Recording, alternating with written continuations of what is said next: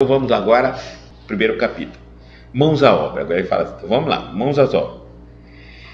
Primeira carta de Paulo aos Coríntios, capítulo 14, versículo 26. Que fareis, pois, irmãos? Uma pergunta.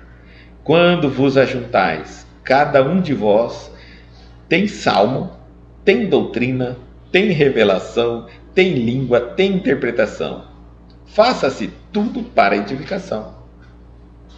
Ele já está conduzindo a introdução. A igreja de Corinto lutava com certas dificuldades mais fortes quando Paulo lhe escreveu a observação aqui transcrita. O conteúdo da carta apreciava diversos problemas espirituais dos companheiros de Peloponeso, é uma cidade. Mas podemos insular o versículo e aplicá-lo a certas situações dos novos agrupamentos cristãos, formados no ambiente do espiritismo, na revivência do evangelho. Quase sempre notamos intensa preocupação nos trabalhadores por novidades em fenomenologia e revelação. Alguns núcleos costumam paralisar atividades quando não dispõem de médiuns adestrados. Por quê? Fazendo a pergunta. Por que alguns núcleos paralisam, né? Médium algum solucionará em definitivo o problema fundamental da iluminação dos companheiros. Nossa tarefa espiritual seria absurda se estivesse circunscrita à frequência mecânica de muitos a um centro qualquer, simplesmente para assinalarem o esforço de alguns poucos. Convençam-se os discípulos de que o trabalho e a realização pertencem a todos e que é imprescindível se movimente cada qual no serviço edificante que lhe compete. Ninguém alegue ausência de novidades quando vultuosas concessões da esfera superior aguardam a firme decisão do aprendiz de boa vontade no sentido de conhecer a vida e elevar-se. Quando vos reunirdes, lembrai a doutrina e a revelação, o poder de falar e interpretar, de que já sois detentores, e colocai mãos à obra do bem e da luz, no aperfeiçoamento indispensável. Então, essa primeira lição, Emmanuel chama-nos atenção, chama a atenção de todos os cristãos. Ele está chamando assim, mãos à obra. Ele está dizendo assim, inicia até fazendo uma referência a Paulo, que chamou com a carta aos Coríntios, né? Que fareis, pois, irmãos? Está fazendo uma pergunta. Pois, muitos estavam perguntando, o que nós vamos fazer agora? Já tem décadas que Jesus morreu e nada mais aconteceu, né? Nós estamos aqui reunindo, falando em línguas e um monte de coisa. E aí? O que mais vai acontecer? Tudo que tinha que acontecer já aconteceu lá um tempo atrás e parou. Está calmo de novo. Então estão assim, aflitos. O que mais que vai acontecer? Vai vir outro que vai anunciar de novo? Vai vir outro Cristo? O Cristo volta de novo? Que hora que ele aparece para a gente? Tem uma multidão de gente esperando. Então, quando vos ajuntais, cada um de vós tem salmo, tem doutrina, tem revelação, tem língua, tem interpretação.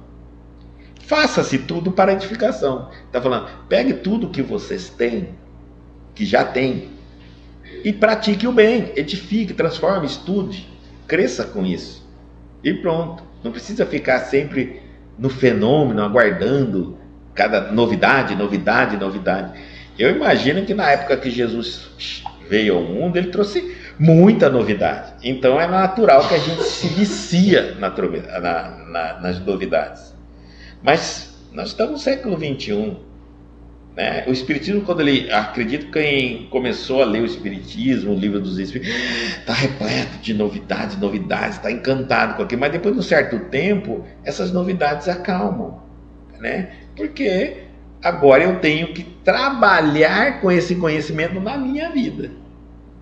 Já temos tudo, Nós temos salmo, temos doutrina, temos revelações, tem língua, tem interpretações. Agora, pega tudo isso, faça-se tudo para edificação, crescer, progredir, desenvolver. E aí nós vamos começar agora com Emmanuel falando sobre. A igreja de Corinto lutava com certas dificuldades mais fortes, quando Paulo lhe escreveu a observação aqui transcrita. O conteúdo da carta apreciava diversos problemas espirituais dos companheiros do Peloponeso, essa região na Grécia.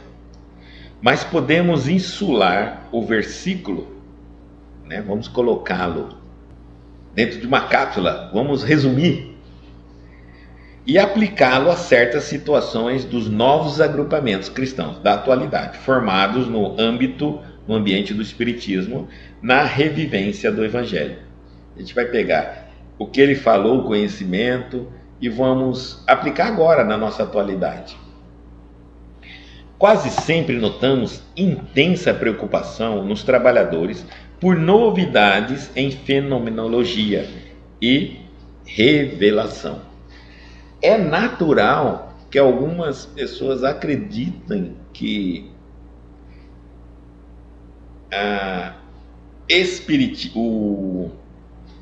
o espiritismo só acontece se houver fenômeno, né? Digamos assim. É atrelado uma coisa na outra. Se eu reunir um monte de pessoas e fizer um estudo e não houver fenômeno, não é espiritismo. Que espiritismo que é esse? Não vi espírito nenhum, né? Tem que ter espírito no meio.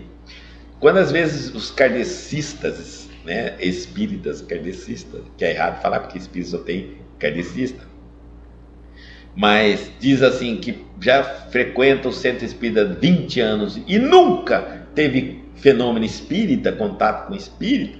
Alguns dizem assim, pelo amor de Deus, que espiritismo que é esse? Não é? A gente tem essa crença. Então, era natural que os trabalhadores estavam ansiosos por novidades em fenomenologia e revelação. Até hoje nós temos isso. Revelações de futuro, do que vai acontecer, do que não vai acontecer. Nós acreditamos que realmente os espíritos estão aí para isso, quando na verdade eles estão sempre nos chamando para uma reforma íntima.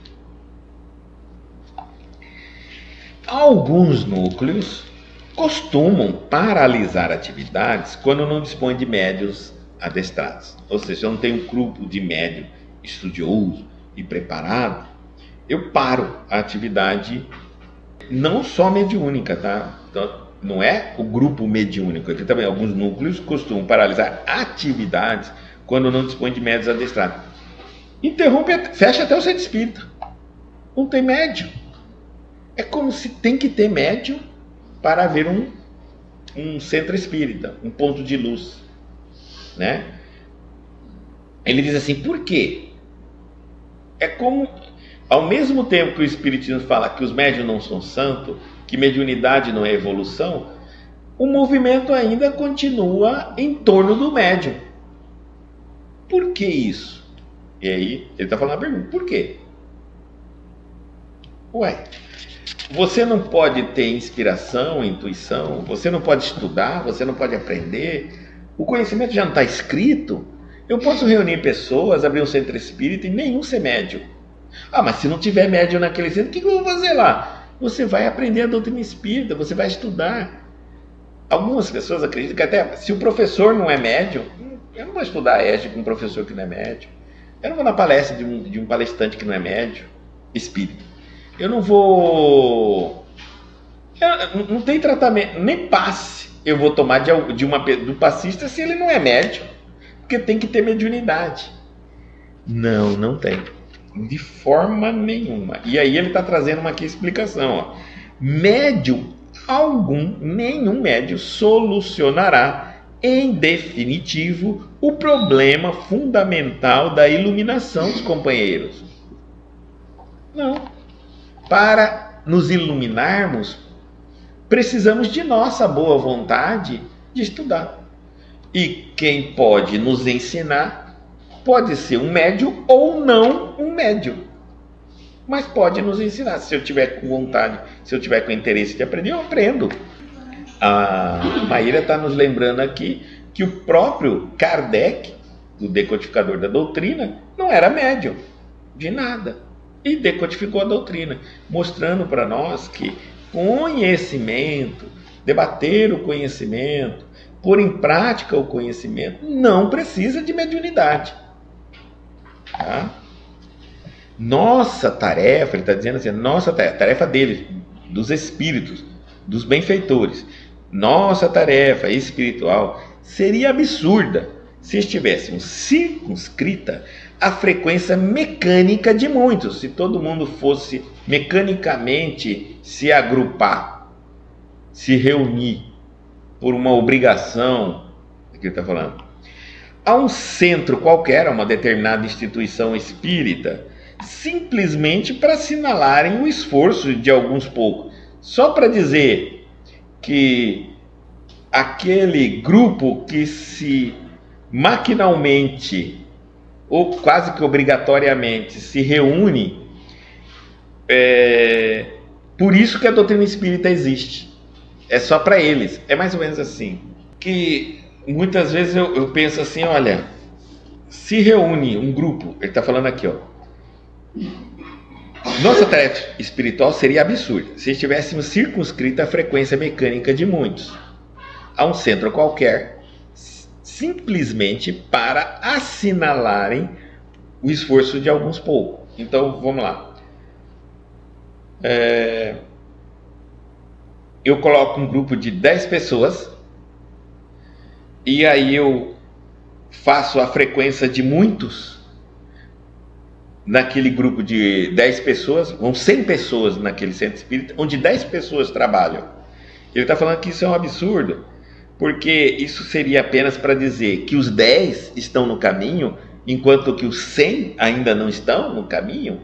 Mas o Bento está falando assim, será que eu preciso de um público de 100 pessoas num grupo fiel de 10 para dizer, olha, vocês estão certos, vocês estão no caminho, vocês estão dedicando, vocês são trabalhador, beleza, vocês vão para o céu. É isso o Espiritismo? É isso que ele está fazendo na Refletindo. Então, a frequência mecânica de muitos estão indo mecanicamente ao Espiritismo. Olha, uma das coisas de nós frequentarmos qualquer religião de forma mecânica vem mesmo das religiões mais antigas, onde a gente ia e não estávamos ali presentes. É natural isso nosso, é cultural isso nosso, tá? É muito cultural. E até teve uma época que era uma forma social de eu me apresentar, era frequentar determinada igreja, instituição religiosa da cidade. Então eu começava a ir mais vezes ali e ter e começar a desabrochar meu relacionamento social. É natural, começava pela religião. Então, e nós criamos esse vínculo, essa maneira de estar e não estar. Há um centro, ele fala assim, há um centro qualquer centro espírita que seja, simplesmente para assinalar o esforço de alguns poucos. E aí nós temos aquela tendência assim que, por exemplo, quer ver? Em torno, vamos colocar aqui no caso de Divaldo Franco, que é o médium, né? Mas pode acontecer que a gente também esteja em torno de uma pessoa que não é médium. Então vamos lá, eu estou ali seguindo, indo no centro do Divaldo Franco, ouvindo Divaldo Franco, tudo, mas eu penso assim na minha cabeça, quem tem que ser bom, quem tem que progredir, quem tem que estudar, quem tem que se desenvolver, quem tem que seguir Jesus, quem tem que ser, é Divaldo, azar dele, eu não sou seguidor, entendeu? Nós temos isso, então eu vou para o céu porque eu sigo Divaldo, então já estou no céu. Agora, quem tem que virar santo, bom, perdoar, essas coisas aí de Jesus, estudar Jesus, é Divaldo. Não é assim? Nós entendemos assim. É da nossa religião. Eu vou na igreja. Quem tem que saber o evangelho, estudar o evangelho, vestir batina, celebrar a missa, perdoar, é o padre. Eu estou aqui, eu vou para o céu porque eu sigo o padre. Eu vou na missa. Então eu cumpri minha parte. Segundo o padre, quem vai na missa vai para o céu. Então, essa relação que nós temos com a religião, ela veio da nossa cultura. E é natural que muitos acreditem assim também, né? Que aquele grupo que está ali mantendo a instituição é que vai para o céu, que deve fazer compromisso, fazer reforma íntima, estar presente, se dedicar. Os demais vão na asa, de carona. Errado ele está falando aqui. Para assinalar o esforço de alguns poucos. Convençam-se os discípulos de que, convençam-se, tá falando, olha, discípulos, se convencem, convençam-se, convencem-se, discípulos, de que o trabalho e a realização pertencem a todos e que é imprescindível se movimente cada qual no serviço edificante que lhe compete. Então, os discípulos se convençam. O trabalho é para todos, né? O trabalho e a realização dele é para todos. E que cada um deve se movimentar dentro daquilo que lhe compete. O que ele quer dizer é o seguinte: olha, você tem que saber o que é necessário na sua vida e que falta realizar para se transformar num ser humano melhor do que você já é, do que você está, né? Então você sabe quais são os pontos, o calo onde pega, o que lhe falta. E aí cada qual no serviço edificante que lhe compete. Então ele não está falando assim, ó, sai correndo agora e vai abrir centro espírita, vai entrar em contato com o espírito, vai fazer reunião. Não está falando isso não. Cada um de nós, ó, o trabalho e a realização pertence a todos. Todos vão ter que trabalhar e vão realizar. Lembra da realização? Atrás ele falou sobre a realização. Emmanuel já falou sobre a realização, ó. Todos devemos comparecer ante o tribunal do Cristo a fim de recebermos de acordo com o que realizamos. Então, com a nossa consciência.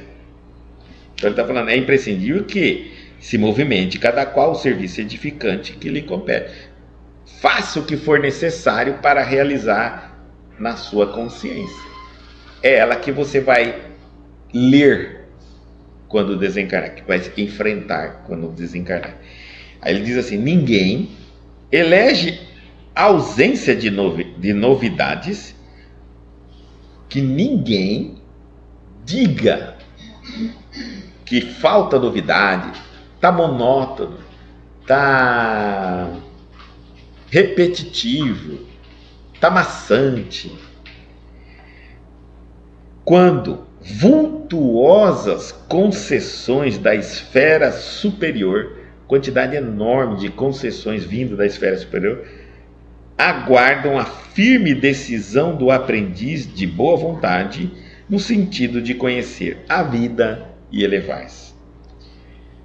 É que é o seguinte, ele bateu duro, hein? Às vezes algumas coisas parecem ficar, alguns trabalhos parecem ficar repetitivos, mesmo na seara da prática religiosa, porque eu paro de crescer espiritualmente com esta prática. É quando eu me desligo da prática. A prática não me evolui, eu não sinto crescimento, reforma, transformação, chamado, cobrança, necessidade de empenho. Ela é quase que maquinal. Eu cumpro como uma obrigação, como um dever, mas não como um alimento da minha alma. Aí sim entra numa rotina. Isso não é só trabalho espiritual, o trabalho na terra também. Eu pego uma pessoa que é mecânico de automóvel, ele está lá. Se ele gosta do que faz, ele está com a mente, o espírito, o coração, querendo resolver o problema, fazer o melhor para o cliente, diagnosticar o carro. Cada problema é um desafio, ele luta por isso. Ele vive a profissão dele. Agora, eu pego um mecânico, né? E que ele não tem amor pela mecânica. Então ele começa a achar que, enjoei de mecânica. Todo dia eu faço a mesma coisa. Não é que ele faz a mesma coisa. Nem ele percebeu a diferença. Nem ele percebe os desafios que tem profissionais. Muitas vezes, ele mesmo dispensa os desafios. Esse carro não mexe. Isso eu não faço. Aquilo eu não sei. E vai ficando assim. Então, é ele que distanciou da profissão dele, do exercício que ele faz, para o crescimento espiritual. Nós não somos apenas ego, nós temos espírito. O espírito é ansioso por aprender. Ego não. Ego tem pavor de aprender, porque o aprendizado pode fazer ele perder o controle. Ele pode ter que encontrar algum conhecimento e que ele tenha que entregar o controle a outra pessoa, por exemplo, a Deus. Mas espírito não para de querer evoluir e crescer. Quando o espírito começa a se sentir desencorajado, isso aqui está repetitivo, isso aqui está chato, é porque a pessoa distanciou de se alimentar daquilo, aquilo já não faz mais uma parte do contexto evolutivo.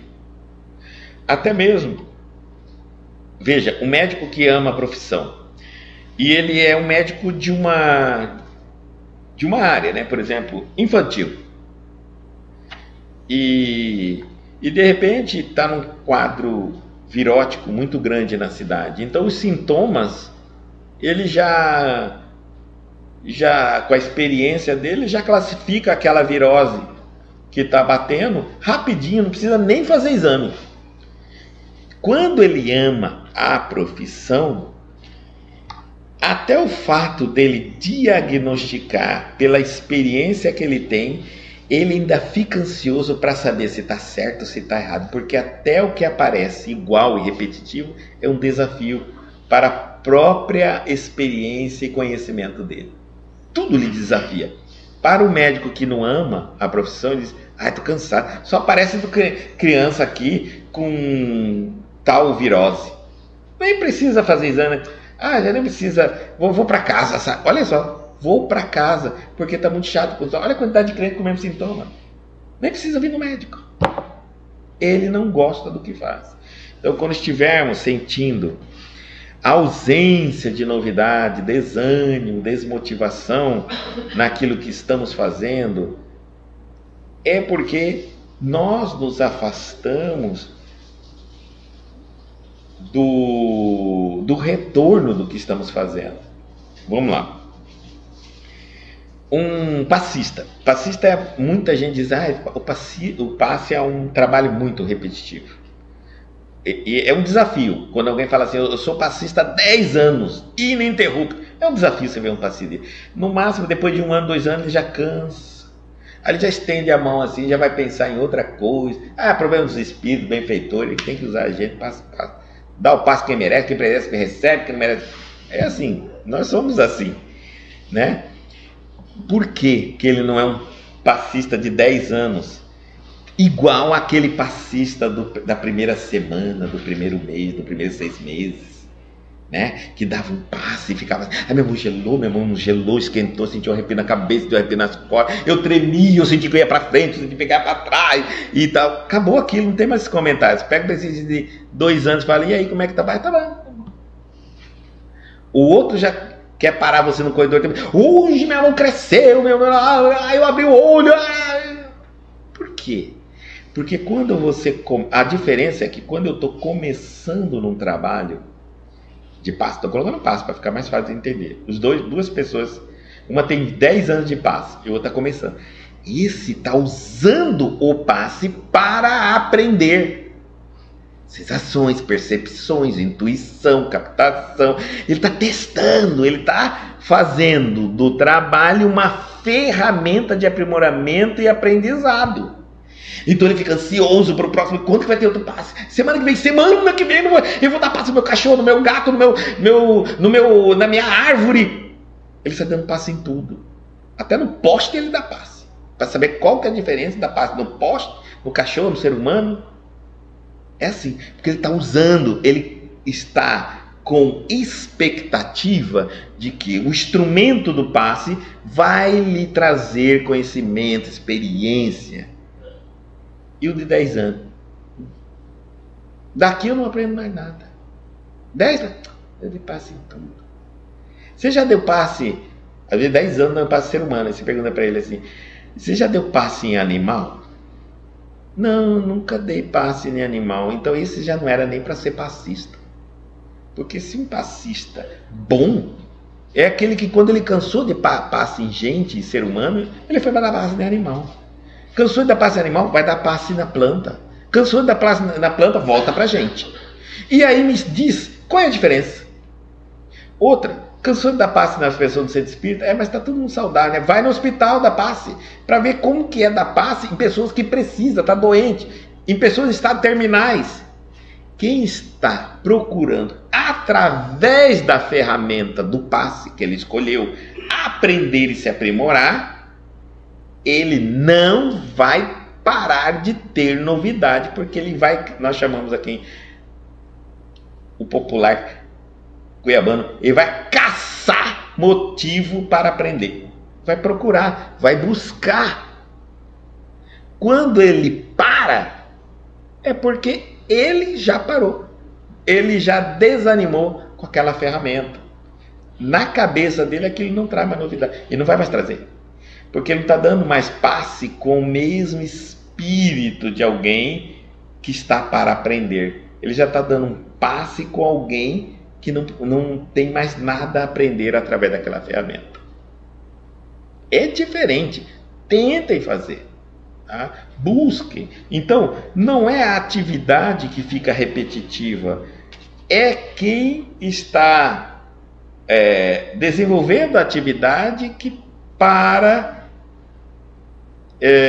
de acreditar que aquela atividade lhe traz progresso espiritual, aprendizado, experiência, crescimento e tudo mais.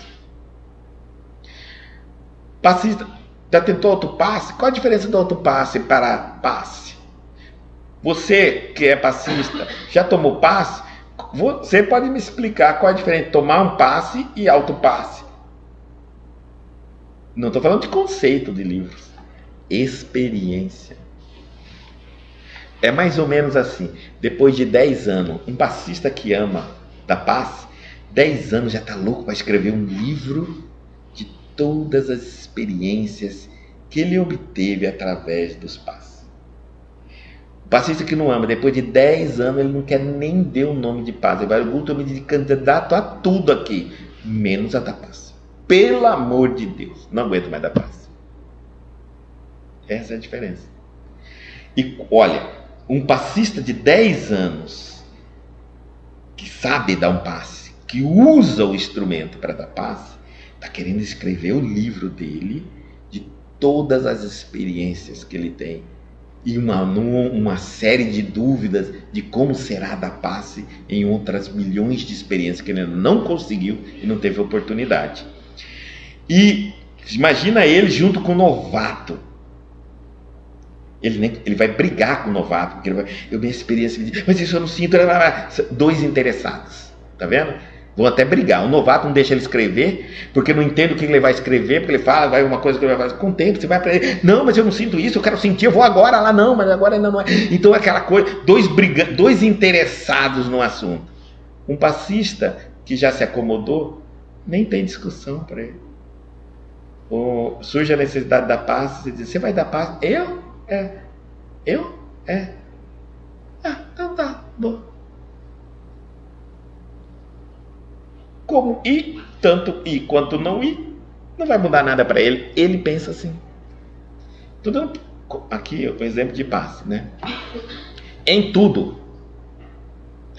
na nossa vida, quando o que fazemos não nos dá retorno, não é porque não nos dá retorno, é porque nós não estamos utilizando aquele instrumento para nos dar retorno. Então, motivação ela é criada por nós. Nada nos dá aqui fora. É o interesse que eu tenho de encontrar, de aprender, de buscar, de alcançar através do trabalho que eu escolhi. Se eu não tenho esse interesse, eu não tenho motivação para fazer o trabalho, qualquer que seja. E mais ainda, se eu entender que aquela atividade que eu fizer, qualquer que seja, não é boa, aí mais ainda não tem interesse nenhum. Ponto. Não tem interesse. Então pensem nisso. A motivação está aí. Então, aqui, ninguém alega ausência de novidades. Quando vultuosas concessões da espera, então o tempo todo está inundando as energias, as percepções, o mundo espiritual está o tempo todo acontecendo. É nós que não estamos interagindo com ele. Algumas pessoas dizem, mas eu não sou médium, eu não sinto nada. Não é porque você não é médium que sinto nada, é porque você não sequer nem liga para o mundo espiritual. Você é capaz de ouvir quem está falando lá na rua da vida dos outros, um cachorro que latiu, alguém que gritou, você é capaz. Mas um espírito está gritando na sua cabeça, você não ouve. Mas é porque eu não sou médium. Não, você não está perceptivo para isso. Você está prestando atenção lá e não aqui no seu ouvido. E é isso que os benfeitores falam. Não falta inspiração, conselho, envolvimento. Você dorme à noite, eles vão, conversam com você, mas o que eles estão te falando? Conhecimento espiritual. Aí você fala assim, que hora que vai acabar esse sermão desse meu benfeitor? É igual mais ou menos a gente aqui, que hora que vai acabar esse negócio aqui? Deixa eu ver que horas são. 16h31. É isso. Mas se eu estiver vendo um filme, eu falo, que filme maravilhoso. Você viu essa segura outra, você viu aquela cena. Eu sou capaz de contar o filme inteiro. Mas não sou capaz de, quando acordar de manhã cedo, lembrar da minha conversa que eu tive com o benfeitor. Lógico, os assuntos são diferentes. Você é o mesmo. Se eu não me interesso na vida física por qualquer coisa espiritual, por que eu vou interessar por um conselho de um espírito? De um conhecimento espiritual? Eu não me interesso por nada espiritual. Mas se eu me interesso, aí sim. Quer ver uma coisa? Vamos supor que eu gosto de futebol. Adoro futebol. Aí eu sonhei que o Corinthians foi campeão. Eu lembro. Lembra? Porque você gosta do Corinthians encarnado. Você vai gostar de discutir Corinthians até desencarnado. Dormir, você vai debater. E lembra mesmo, até detalhes. E aí ele está dizendo assim, ninguém alega a ausência de novidades, voltando ao nosso texto, quando vultuosas concessões da esfera superior aguardam a firme decisão do aprendiz de boa vontade, no sentido de conhecer a vida e elevar-se. Às vezes, você está exercendo um trabalho e sente aquela desmotivação. Não sei, parece que está tão repetitivo. Eu não estou mais como eu era antes. A espiritualidade superior está te aguardando você passar pelo estado da euforia, da novidade no trabalho, para te usar para o trabalho da maturidade. É a segunda fase do trabalho. A primeira fase é essa, euforia. Então, tudo que você vai começar, tudo que é novo, eu quero, preocupa, faz todas os preparativos. Você está se dedicando assim, você vê aquele... Até alguns espíritas criticam os novatos, né? A gente até sabe quando é um novato, né? Fala assim, hoje é o meu dia de passe. Né? Esse é novato. Então, por quê? Porque a gente fica com outro olhar, a gente faz todo um preparativo. Se eu tiver que fazer jejum, a gente faz, né? Alguns até estudam no dia do passe, não pode comer isso, não pode comer aquilo, faz tudo. E o tempo vai passando, ele vai desanimando, ele vai largando, não faz mais nada, já chega ali para dar passe. Às vezes já brigou, já chutou o cachorro, já xingou o vizinho e vai dar passe. Você está entendendo? Antes, nossa, realmente era um jejum tranquilo. Então isso tudo essa é a novidade do novato. E aí os benfeitores vão fazendo assim, eles vão esperando esse novato gastar toda a energia da expectativa, da novidade, passou, acabou. Agora é que ele vai ver se essa pessoa vai amadurecer para exercer o verdadeiro, um trabalho mais elevado. Talvez ele seria convocado para fazer curas, talvez ele iria entrar na área, mas o que aconteceu? Ele desanimou. Quando ele desanimou, então não faltou, quando vultuosas concessões da esfera superior aguardam a firme decisão do aprendiz de boa vontade, estão aguardando a boa vontade da pessoa no sentido de conhecer a vida e elevar-se. Olha, muitas coisas que você veio motivado com aquela expectativa, era muita coisa criada pela sua cabeça, era um exagero. Agora o que você sabe é o que é real. Isso que é real. Você está pronto para trabalhar? Podemos trabalhar? Convocar você para um novo trabalho? Ou não? Ou, depois de ter cortado aí a gordura do que não é só a expectativa da sua cabeça, passou e o que sobrou é o que você vai falar assim, se eu soubesse que passa era assim, não quero não. Eu estou esperando você decidir. Agora que é a decisão final. Não é? É assim. Só que se você manter-se, disser, isso então que eu estou, mas eu ainda tenho muita coisa para aprender ainda, mas isso que ficou tirando toda aquela expectativa, aquela euforia, ainda me preenche, estou pronto para aprender o novo, vem coisa nova. E é por isso que muitas vezes a gente vê aqueles passistas que começam assim, ele diz assim, eu comecei dando passe, depois eu fui percebendo que eu fui dando passe, o tempo foi passando, eu não fui desanimando, aí eu percebi que o meu passe mudou, aí eu percebi que eu consegui ajudar pessoas que estavam doentes, eu consegui ajudar não sei o quê, aí vem alguém e fala, mas você é passista de cura? Não, ele só é o médium dedicado, um trabalhador dedicado, tira mediunidade, tira médium, trabalhador dedicado. Ninguém sabe a cota da espiritualidade, da potência do trabalho de ninguém. Compreenderam assim? Se você quer se tornar um instrumento, Deus te potencializa. No quê? Ninguém sabe. Se não quer, ele vai potencializar para quê? Então, quem desiste, esqueceu de experimentar a máxima da tua potência. Quem continua firme está desenvolvendo e ampliando. Alguns começam a desenvolver, estou só falando do passe, aqui tem vários trabalhos, mais fácil para falar.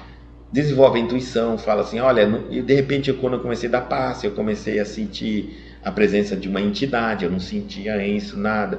Outra, eu percebi que faltava, a pessoa estava triste, ou não estava triste, estava passando por um problema. Ou seja, ela foi ampliando além do passe. Ela foi desenvolvendo, nós chamamos de vidência, porque vidência não é só ver espíritos, é ver o que os olhos não veem. É diferente. O vidente de mediunidade vê os espíritos, mas o vidente que não vê com os olhos, vê a tristeza, uma percepção, uma intuição, uma inspiração. O benfeitor já entendendo que aquele é um médium dedicado, já se aproxima mais, já começa a se doar, participar mais junto com o passista, e ele vai ampliando o trabalho dele. Quando assusta, ele está fazendo coisas que ele realmente não fazia. E alguém diz, mas como? De onde apareceu essa ideia? Gente, é importante nós entendermos que os espíritos podem manipular os centros de forças ou chakras do nosso perispírito, conforme a natureza do nosso trabalho e a dedicação daquele trabalhador. Pode. Não estava todo mundo na Pentecoste, ninguém falava outras línguas. E de repente, um vento, e desceu línguas, né, em fogo em forma de línguas. E aquele grupo de apóstolos passaram a falar em outras línguas. A própria Bíblia diz que se você precisar de uma mediunidade para servir ao Cristo, calma, mostre o seu potencial, dedicação, disciplina, persistência, siga em frente. Não faltará vultuosas concessões da espera. Concessões, está falando bem a palavra, não é vultuosas ajuda, concessões. No sentido de conhecer a vida e elevar-se. Para quê? Porque você está com a mesma proposta. Eu quero isso para me elevar na minha vida, me transformar. Eu não estou aqui para simplesmente colher experiência. Eu tenho esperança, eu tenho muita coisa para me desenvolver. E eu estou falando aqui de passismo, eu estou falando de qualquer trabalho na nossa vida. Qualquer atividade. Às vezes você vai ver aquela pessoa. Agora nós vamos entender o seguinte: o fulano não tinha no vídeo. No YouTube a gente aparece aquela pessoa que nem português sabe, nunca fez faculdade, mal e mal estudou a 3ª série, tem um português na dicção dele muito ruim e vai ensinando coisas. Geralmente é mais fácil falar, mestre de obra, pedreiro, está ensinando engenheiro. Eu fiz assim, tanto fala os termos técnicos, ele parece um engenheiro. E o engenheiro fica assim, olha... Parabéns, só aparece ali comentário. Parabéns, irmão. Da onde que vem tanto conhecimento? Da vontade daquele homem, sem preparo de escola, de faculdade, de nada. Ele amava o que ele fazia, queria aprender, usou a oportunidade, começou a crescer, se desenvolver, aprender, assimilar, desenvolver. Quem diria que ele seria um engenheiro? Quem diria? Às vezes não sabe nem ler, então não foi através do livro. Como ele aprendeu? Buscando. Nós também aprendemos pela inspiração quando dormimos. Aprendemos demais quando dormimos. Muitas vezes, eu não sei se vocês tiveram experiência com algumas pessoas que quase você não as vê ler. Você não vê. Você está ali do lado dela 24 horas. Esse cara nunca lê, nunca estuda. Não que ele sabe. Não que ele aprende. Eu leio, estudo. Isso. O sono ensina muito. Quando a gente aprende a utilidade do sono, tem dúvida, vai dormir, faz oração, faz a meditação. Não estou falando que não tem que ler. Às vezes tem que ler para dar uma ajudadinha. Mas às vezes que você lê, você não entende. Então, você dorme e vai ganhando acréscimo de sabedoria, de experiência. Não podemos nunca perder. Um espírita não perca nunca o vínculo com a espiritualidade. Não perca. Vincule-se cada vez mais. Você não vai se arrepender. Não falta concessões para um bom trabalhador. Viva, trabalhe, se dedica e você vai ver que vão te dar todo o suporte necessário. Quando, último parágrafo, tá? Quando vos reunirdes, lembrai a doutrina e a revelação. Sempre, onde quer que esteja, está falando bem claro, seja num grupo de estudo filosófico, num estudo científico, não esqueça a doutrina e a revelação, Jesus. Não esqueça a doutrina espírita, mas a revelação moral. Junto, não faça estudos separados, não faça grupo de experiência, só experiência. É sempre com a doutrina, com a revelação. Tá bom? Por quê? Para que a gente não torne frio no coração. E acredita que o Espiritismo não precisa de Jesus, porque o Espiritismo vai acontecer independente dos fenômenos de Jesus, Buda, Zoroastro, porque se é uma lei do universo, uma lei do universo. Mas é um problema sério para a humanidade. Espiritualistas, conhecedores do ocultismo, da relação da espiritualidade sem moral na Terra. Quem estaria mais preparado para reconhecer Jesus se nós, as religiões predominantes da época, não reconheceram? E assim pode acontecer com um espírita estudioso não reconhecer quando Cristo vier, se um dia vier, ou encontrar com ele, ou encontrar com um benfeitor. Não vai reconhecer, porque conhecimento, por conhecimento, sem coração, sem revelação, doutrina ali de amor, não é espiritual. É espiritual, mas não é cristão. Cristão tem que ter o Cristo. Gente, cristão tem que ter o Cristo. O poder, ele está continuando, o poder de falar e de interpretar, de que já sois detentores. Todos nós, Emmanuel está falando para todos nós. Todo mundo pode falar, ensinar alguma coisa a alguém. Você pode estar, às vezes, num lugar, ouvir alguém comentar, fulano, eu posso te esclarecer alguma coisa? Alguém pode te procurar e pedir esclarecimento a você? Você já pode falar. Seja para um, para dois, para quem quiser. Para quem quiser. Você não pode falar para quem não quer. Você não pode violentar as pessoas. Só para quem tem interesse. E colocar, ele está dizendo, o poder de falar e o de interpretar, de que já sois detentores. Pode interpretar. Tente interpretar. Pode não ficar completa. Aí você busca outros estudos, outros livros, vai completando a tua interpretação. Às vezes a sua interpretação é simples. A gente fala assim, minha interpretação é muito pobre, muito simples. Lógico que está começando. Continua. Eu já vi pessoas dizer que a interpretação dele, ele não fala, porque se ele falar, ele fala a mesma coisa. E aí eu digo assim, por quê? Já é tudo repetitivo. Não, é porque ele não aprimorou, porque cada vez que ele tocar um assunto, ele pode falar um monte de coisa, porque não dá tempo num horário de falar tudo. Eu nunca iniciei um assunto e terminei de falar ele inteiro, nunca. Porque senão a gente não sai daqui. Então fala sempre do que a gente toca no assunto, falo mais um pouquinho, mais um pouquinho, mais um pouquinho, mais um pouquinho, e nunca fica repetitivo. E aí olha só, os que já sois detentores, e colocai, já está falando para nós, você já pode falar, já pode interpretar, e colocai mãos à obra do bem e da luz, no aperfeiçoamento indispensável. Então põe a mão no bem, põe a mão na luz, você já sabe interpretar, já sabe falar, interprete, fala, ensine para você também, aprenda, né? É importante você falar para você mesmo, aprenda, mas olha, é indispensável a nossa evolução.